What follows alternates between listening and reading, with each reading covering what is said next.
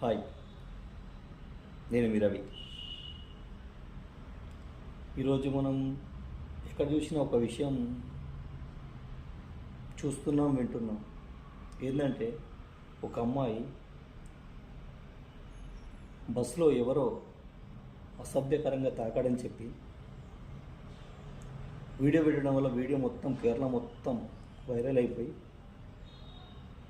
పాపం అతనికి నామోషిగా అనిపించి ఇంట్లోకి వెళ్ళి ఒక రూమ్లో ఆత్మహత్య చేసుకుని చనిపోయాడట.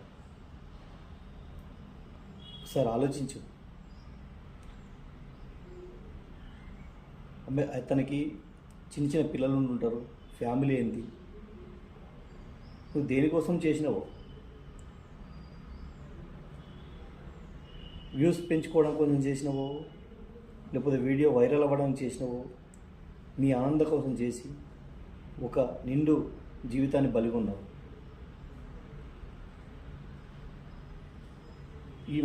ఇంకో విషయం తెలిసింది ఏంటంటే, ఆ అమ్మాయి పురుషుల మీద ద్వేషంతో అతని భర్తకు కూడా పెళ్ళైన తర్వాత భర్తకు కూడా విడాకులు ఇచ్చిందంట. అంటే పురుషుల మీద ద్వేషమా, నువ్వు వైరల్ అవ్వడమా?